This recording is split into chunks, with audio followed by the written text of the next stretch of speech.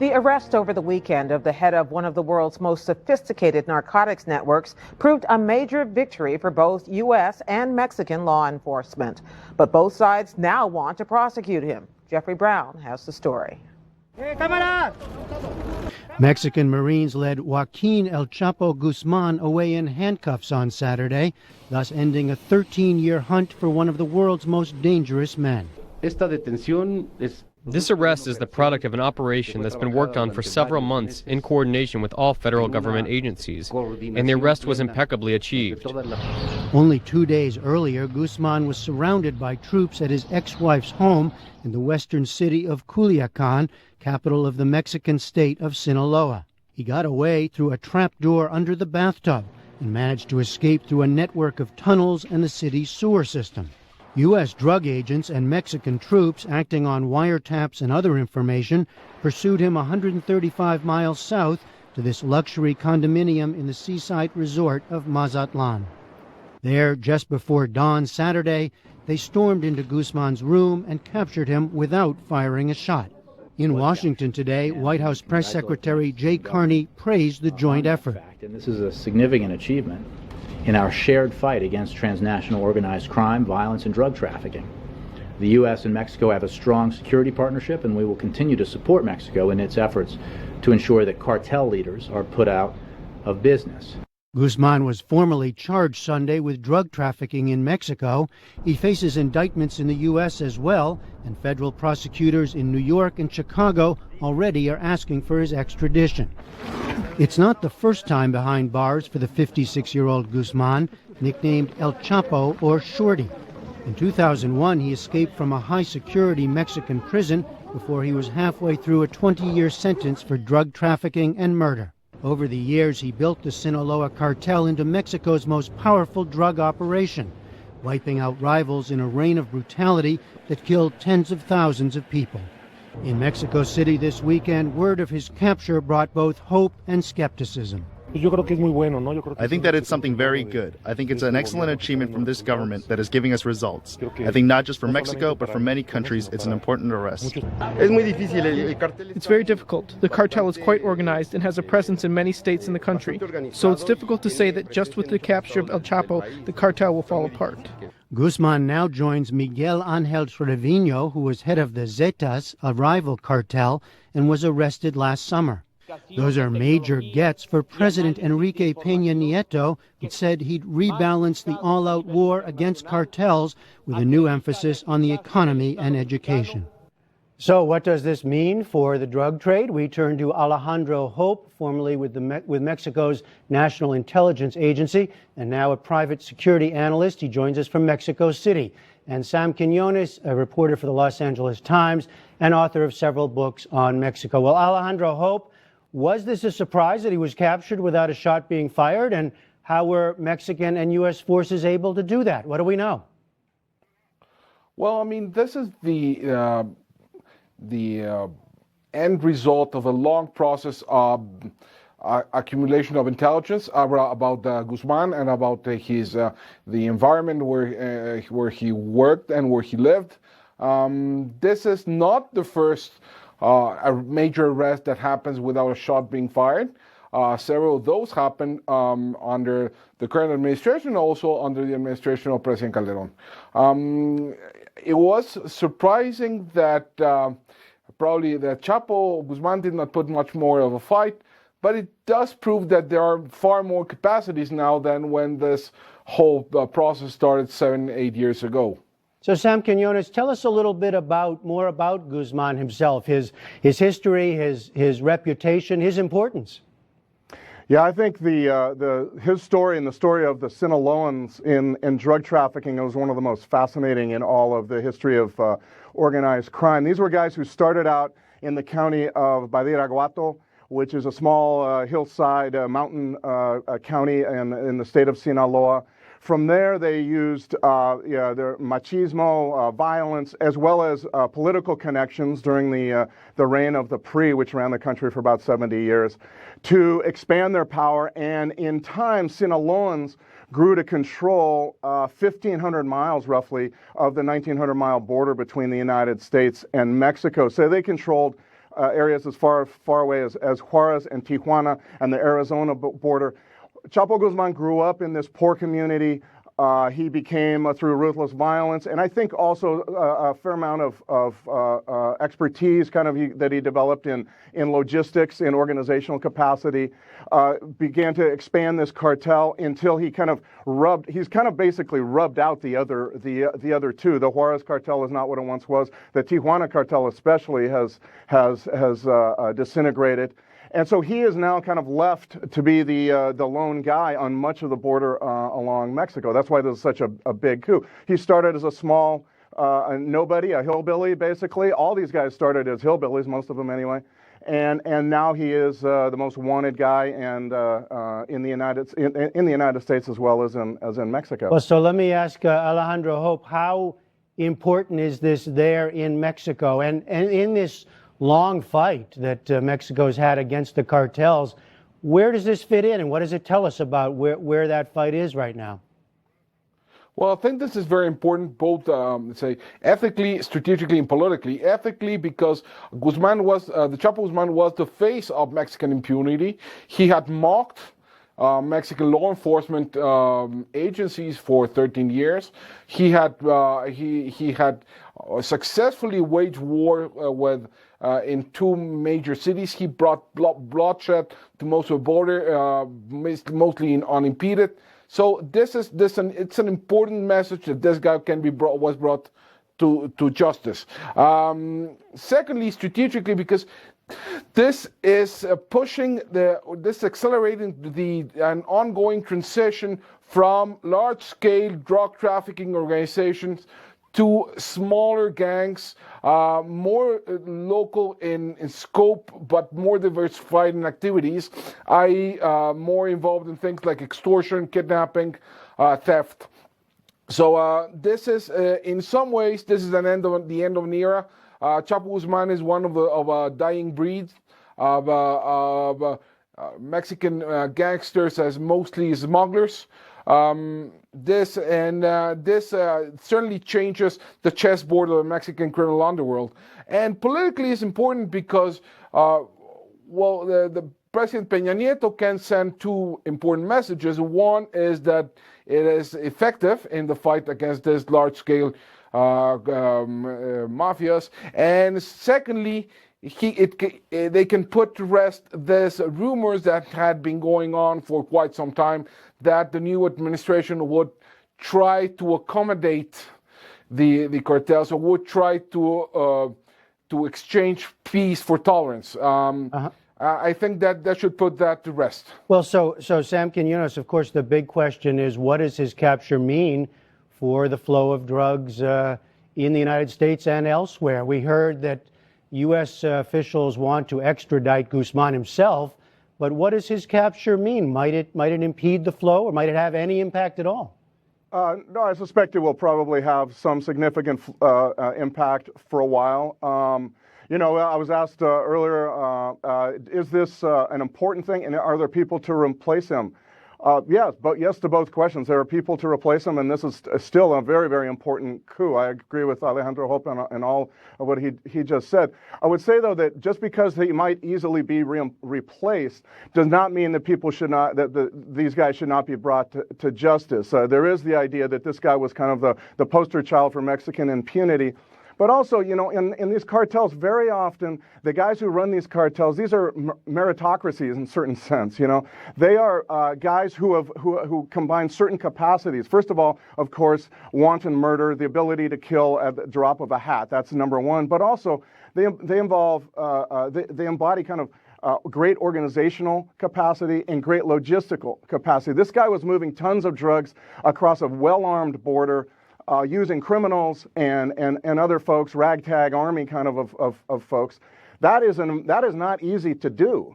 And so if he's taken down, I think we can suspect that there probably are not a whole lot of other people there who have the same capacity or charisma that he did. And so that may lead to a fracturing. I very much agree with Alejandro Hope that I think what's happening in the cartels nowadays is that they're really fracturing. There were a few large ones, now they're just totally fracturing, and this is going to be one more step toward that. And Sam Quinones, just in a word, if you could, in our last 30 seconds, do you expect him to be extradited to the U.S., or would he be tried in Mexico? No, our federal prison system is becoming the depository for numerous legendary Mexican narcos. I suspect he'll be right there pretty soon. All right, Sam Quinones, Alejandro Hope, thank you both very much. Thank you. Thank you very much. Mexican officials have launched a nationwide manhunt after that country's most infamous drug lord escaped from a maximum security prison on Saturday. The escape triggered a wave of criticism that authorities had let public enemy number one in Mexico's drug war get away. William Brangham has the latest. This abandoned house is where Mexican authorities say drug kingpin Joaquin Guzman, known as El Chapo, escaped to freedom. Guzman was being held in this maximum security prison, but on Saturday night, he reportedly walked into a shower stall and never came out. Officials discovered a long, narrow tunnel had been dug under the prison that ran nearly a mile away to that empty house. Guzman is the most notorious drug lord in Mexico and possibly the world. He runs the Sinaloa Cartel, a global network that traffics marijuana, heroin, cocaine, and methamphetamines. They're also responsible for thousands of killings in Mexico's brutal, near-decade-old drug war. This was Guzman's second escape from a Mexican prison. He escaped in 2001, but was recaptured in 2014. That arrest was held up as proof by Mexican President Enrique Peña Nieto that his nation was finally cracking down on the cartels and reining in the violence. But this second escape was seen as particularly damaging for the president, who was on a state visit to France when the news broke. También estamos al tanto de un hecho muy lamentable. I am deeply shocked by what happened. This is undoubtedly an affront to the Mexican government, but I am also confident that Mexican institutions will rise to the challenge with the strength and determination to recapture this criminal. U.S. officials had long wanted to extradite Guzman to the United States to stand trial, but Mexican authorities resisted the transfer. Today, White House spokesman Josh Earnest said the U.S. is helping in the search. He faces very serious crimes. Not just in Mexico, but he's been charged with some very serious crimes in the United States as well. The United States will support the efforts of the Mexican government to bring him to justice. Back in Mexico, officials are still investigating the details of El Chapo's escape and questioning dozens of prison employees. In the meantime, a massive manhunt continues. For more on that manhunt and the importance of Guzman to the drug trade, I'm joined now by Alfredo Corchado, Mexico bureau chief for the Dallas Morning News. Alfredo, drug kingpins don't get any bigger than El Chapo. Mexico celebrated when they first caught him. The U.S. wanted to extradite him. So now he is free. He is on the loose. How big a deal is this? It's a huge deal, especially, this is the worst nightmare for Enrique Peña Nieto, the Mexican president. It's the worst nightmare for U.S.-Mexico cooperation. I've been talking to officials for the last couple of days, and they're just they're still in shock. Even though when he was arrested, when he was taken into Mexican prison, they kept warning that of this possibility, this very possibility. So I think people on both sides, it's almost like the air has been sucked out of them. I wonder if you could just tell us a little bit about the elaborateness of this breakout, how he actually got out. Well, the reports, and it's too early to know the whole story, but the reports we're hearing is that the plan started almost immediately after he was arrested. It was a escape tunnel, very much like the ones he's built throughout the Mexico-Sonoran border, elaborate, had air conditioning, there was even a motorcycle rail. It was, you talk to officials and they say, there's no way to explain that this was a sole act. I mean, how do you dig that much dirt out and not make any noise? And also, how did authorities not know this? I mean, as you say, this was building tunnels was a trademark of the cartel that he used to run. How could they not know a mile-long tunnel was being built into a maximum security prison? At this point, 30 people have been arrested. They're being questioned. The real question is how high does the corruption know? I mean, who knew at not just at the prison level, but at the state government, the federal government? Who were the people involved? Again, it's too early to answer those questions, but there's plenty of suspicion. There's plenty of names that are going back and forth. I think we're in for a really tough time for the next few months. Let's talk a little bit more about those ripple effects between Mexico and the U.S. I mean, we have a long relationship trying to fight the drug war between our two countries. What does this do to that relationship? In talking to people today and yesterday, they said, this sets back the relationship 5-10 years. I mean, Mexico is not Canada. You don't have that natural sense of cooperation, the level of trust. They've been working very hard at it, especially with during the Mérida Initiative was aimed. The Mérida Initiative was just the U.S. way of helping Mexico attack the cartels, but it was also a way for both sides to come together to build more intelligence sharing.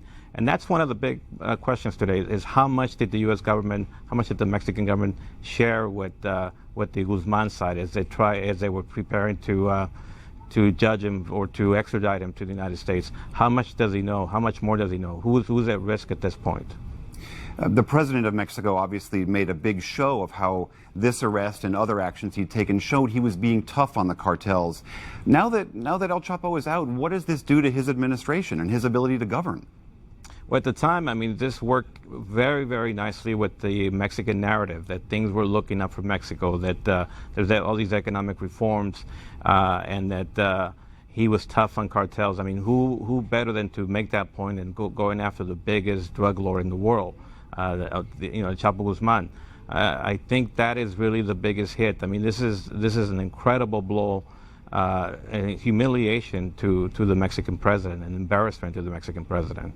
Is there any sense, now that El Chapo is on the outside, how quickly he could be back in control and calling the shots with the cartel? That's unknown, but I mean, it's there's been a big fight, internal fight within the Sinaloa cartel. It'll be interesting to see how that works out. The Mexican government has been saying that the cartels are now down to two major cartels: the Sinaloa cartel, another cartel from Jalisco. It'll be interesting to see whether Chapo Guzman can just come in and take over. I think it'll still be a big fight. I mean, his goal is to try to control the Sinaloa cartel, but more than a year has gone by. All right, Alfredo Corchado of the Dallas Morning News, thank you very much for joining us. Thanks, Willie. The words from Mexico's President Enrique Peña Nieto this afternoon said it all. Mission accomplished. We have him. The him is perhaps the world's most notorious drug lord, Joaquin Guzman, known as El Chapo, the ringleader of the Sinaloa cartel. He was arrested after a fierce gun battle today, nearly 6 months after his elaborate escape from a high-security prison. We go to Hari Srinivasan for more.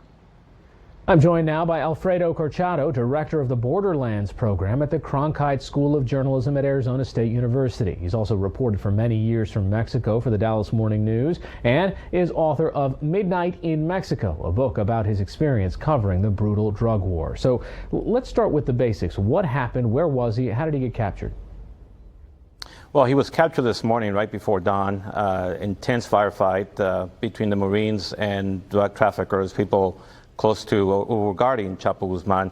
What we know is that since last July, the Marines, with the help of U.S. intelligence, have been tracking him in several Mexican states, including Sinaloa, where he was captured this morning, state of Durango, and even Tabasco. There were two confrontations from what we know. The first one at a private home, and then he was later captured at a motel. 5 of his trusted bodyguards were killed, and at least 1 Marine was wounded.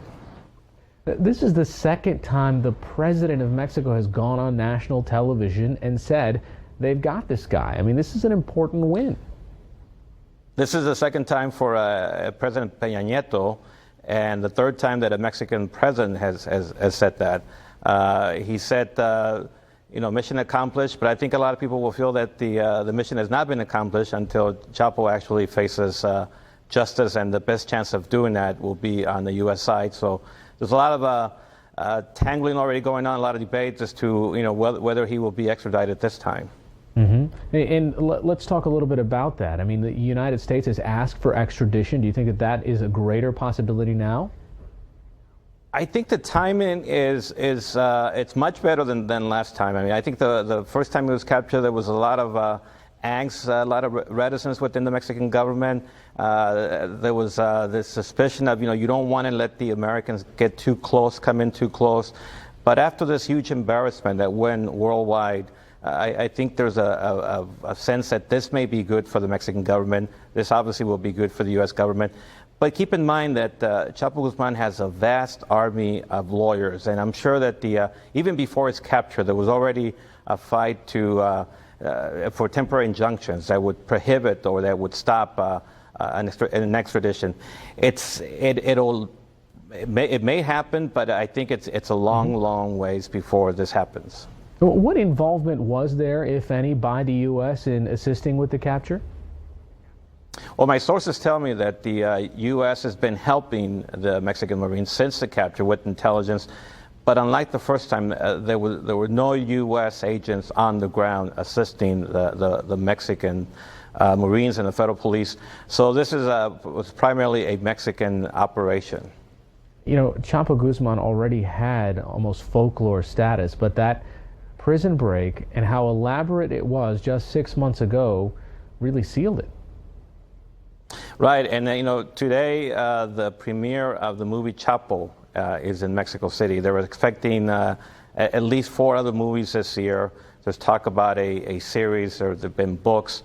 It'll be interesting to see how people in regions in Mexico, especially Sinaloa, how they will react. Will they come out and protest again because of this arrest? Will they let it go? I'm sure there are already songs being written at this moment as we speak about Chapo's latest capture. Is there some sense that this will be a more significant blow to the drug cartels? In some ways, his capture or his escape seems to be almost representative of the Mexican government's ability to tackle the drug war. And the ability to try to create a country with the rule of law. I think what's interesting about today's capture is that Chapo's main lieutenant, known as El Cholo Ivan, was also captured. So that's a huge blow to the Sinaloa cartel. But as we've seen, the Sinaloa cartel for a long time has been really under the control of Zambada, Mayo Zambada. So that, you know, there might be some territorial fights in places like Ciudad Juarez and Chihuahua, other places, but you know, it's business as usual. As long as you have U.S. demand, I think the drugs will continue to come up north. All right, Alfredo Corchado, director of the Borderlands program at the Cronkite School of Journalism at Arizona State. Thanks so much for joining us. Thank you.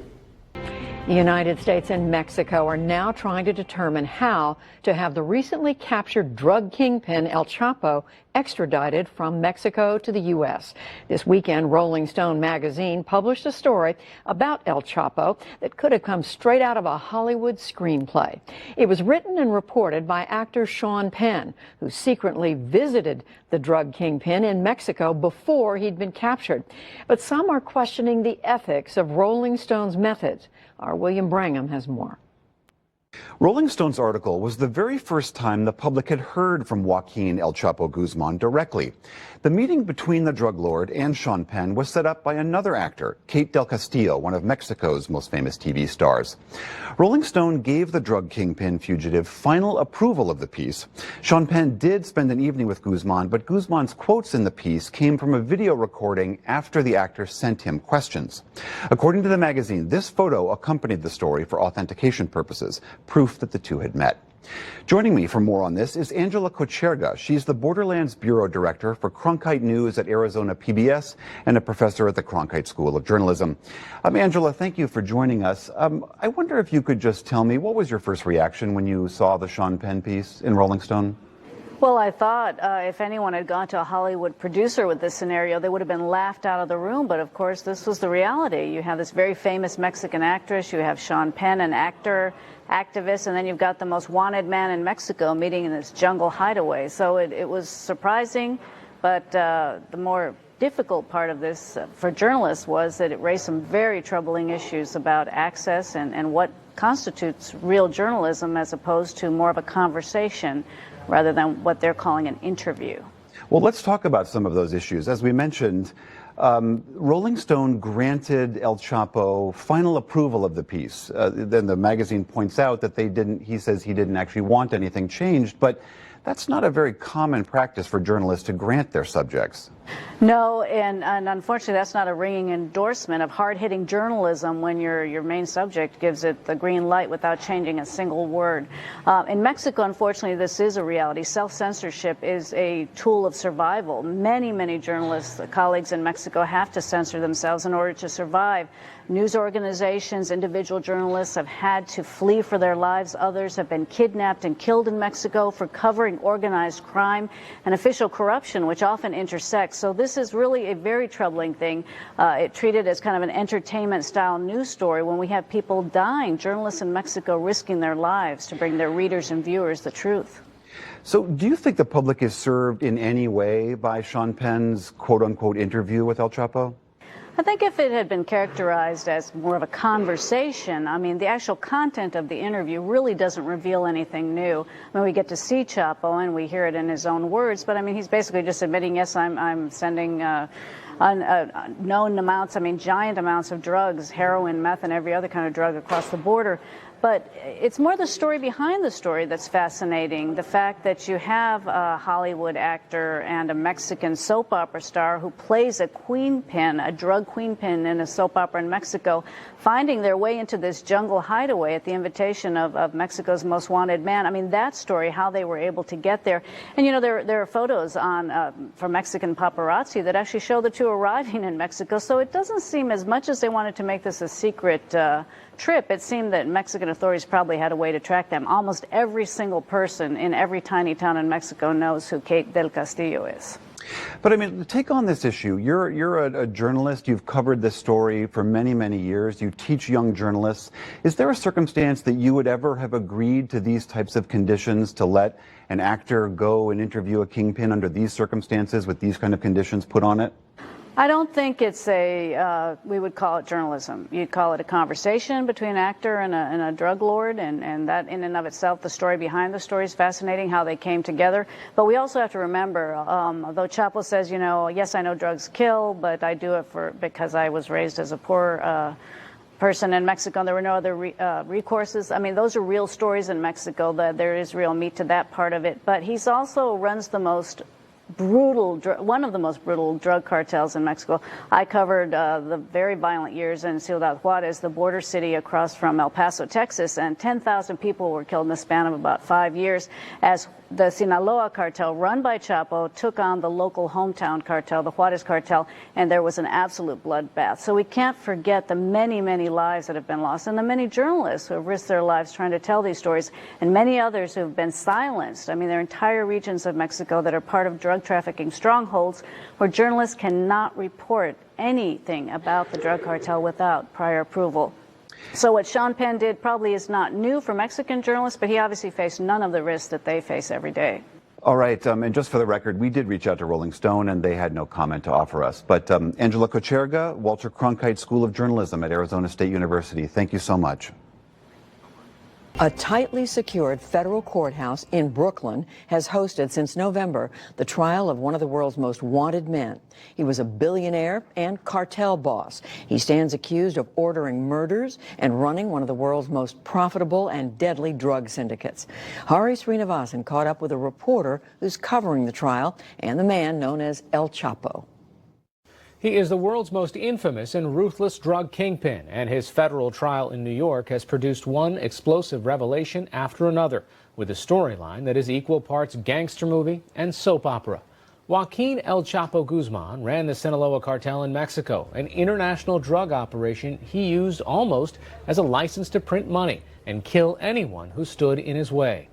Guzman was repeatedly captured by Mexican authorities and escaped from prison twice, the last time in 2015 through a nearly mile-long tunnel dug right into the shower of his cell. He was recaptured in 2016 and extradited to the U.S. For more on all this, we're joined now by Keegan Hamilton, the U.S. editor of Vice News and host of Vice News podcast, Chapo, Kingpin on Trial. Thanks for being with us. You've been in the courtroom all week. Given what just went by, it does read a bit like a telenovela. You've got testimony from a mistress. You've got a drug kingpin. You've got his wife in the stands. This is all real life. It was a pretty remarkable week in the courtroom, and like you said, it felt like a soap opera at times with Chapo's mistress on the witness stand, his wife in the gallery, and the text between Chapo and his mistress displayed on the screen in the courtroom for everyone to see. It was quite the drama. You know, there's the bigger picture question here of the levels of corruption that might have existed between El Chapo, the former president of Mexico, and now there's some indication possibly members in the campaign of the current president? That's correct. There were several bombshells this week. As you mentioned, the biggest one was the allegation that Chapo and the Sinaloa cartel paid a $100 million bribe to Enrique Peña Nieto, the former president of Mexico.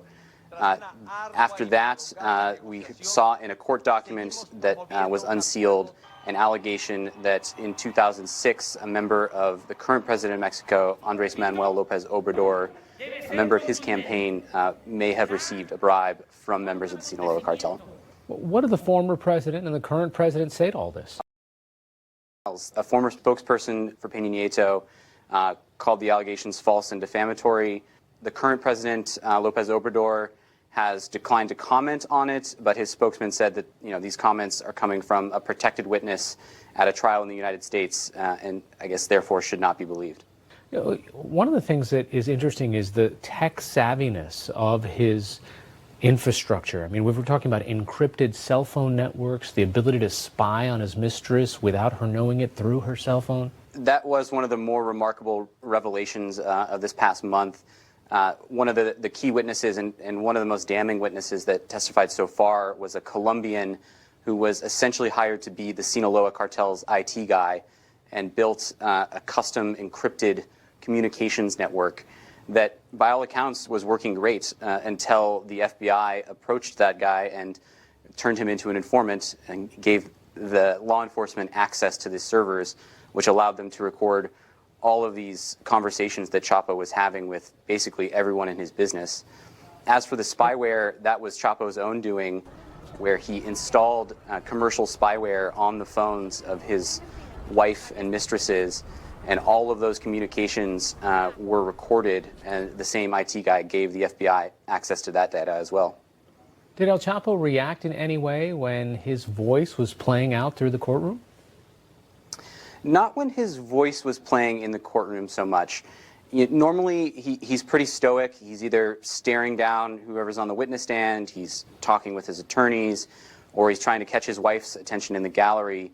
His most notable reaction was at some point when his mistress was testifying, and we were seeing these messages between them that were both embarrassing and highly incriminating, and he could just sort of hung his head a little bit and seemed to be, staring down in his lap, which was really the first time we'd seen any sign of defeat on Chapo throughout the course of this trial. Let's not forget, this is a man who sat on top of a very violent cartel, and it was financed by moving enormous sums of drugs. Put that in perspective. What's the scale that we're talking about? Just this week, we saw the FBI give evidence about a drug ledger that was obtained during a raid on one of Chapo's properties. And in the course of a little over a month, we're talking about $3 million worth of drugs, more or less, that moved through the organization, and that's just what was contained in that one ledger that they know about. I think it's safe to say tens of millions, hundreds of millions of dollars per year are moving through this organization. The U.S. authorities haven't been able to seize any assets of Chapo, so who knows how much he has squirreled away in Mexico and elsewhere. The scale of drugs is enormous, hundreds, thousands of kilos of drugs. The federal prosecutors, when they filed these charges, have hoped to seize $14 billion from Chapo. That seems kind of like a fantasy at this point, since they found none of that money. But it gives you a sense of what U.S. authorities think they can prove the worth of the drugs that he trafficked into the United States over the years is. And for people who don't know the landscape, how violent, how big was this cartel, or is this cartel? We see numbers as high as 250,000 people killed in this drug war. I mean, the Sinaloa cartel is the largest and most powerful drug trafficking organization in Mexico.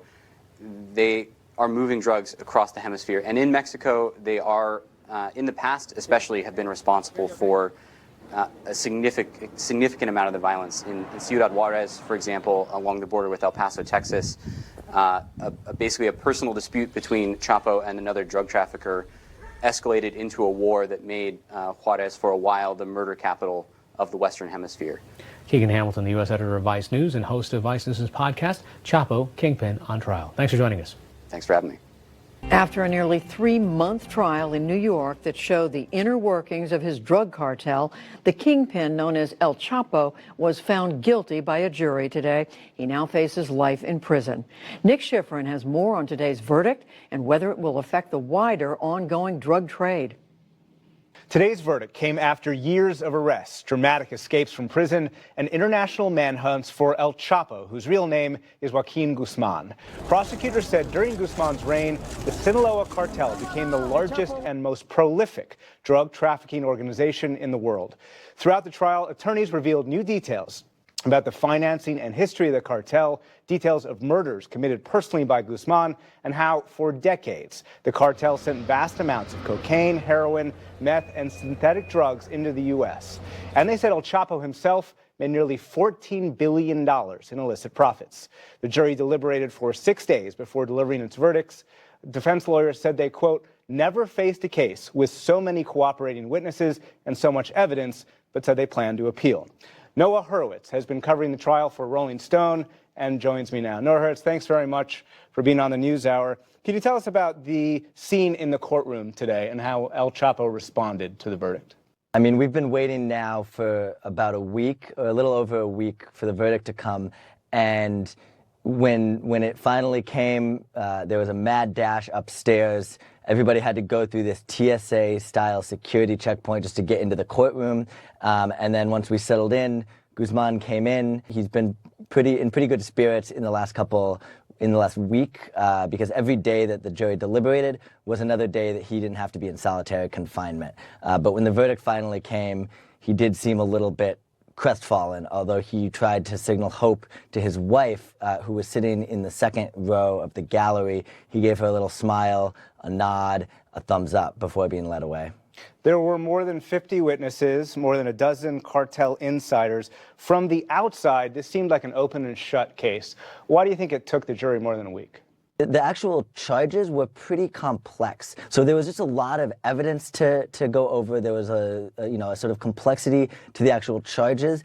And, we had 3 months of testimony. Like you said, we had 14 cooperating witnesses, each of them talking about a different phase of Guzman's life, a different part of his career, and dozens of law enforcement witnesses. So all of this together just was a lot to go over, and the jury really took their time with it. Guzman is notorious, but as you just mentioned, we learned a lot about phases of his life and of his career. What was most surprising? The most shocking part of testimony, I think, just from being there the whole time, was there was a witness named Isaias Valdez-Rios who told this just horrific tale of violence. He described how Guzman personally tortured and executed several rival cartel members, and just he brought us right there. He brought the jurors right there. And during that testimony, more so than any time during the whole trial, the jurors, some of them had just these 1,000-yard stares. They were staring at their feet. You could hear a pin drop. And I think that day was the most shocking because throughout it all, we got a sense of Guzman as a person, but never before had we really heard of that level of violence or brutality. And the details in that testimony were just shocking. And it was interesting because the murders were only a small part of the case. He wasn't actually charged with murder, but that was part of the continuing criminal enterprise. But I think that really helped jurors see El Chapo in this new, brutal light that was eluded at times by the more business-like aspects of the cartel operations. And those cartel operations, again, they are notorious. But what did we learn about how the Sinaloa cartel worked?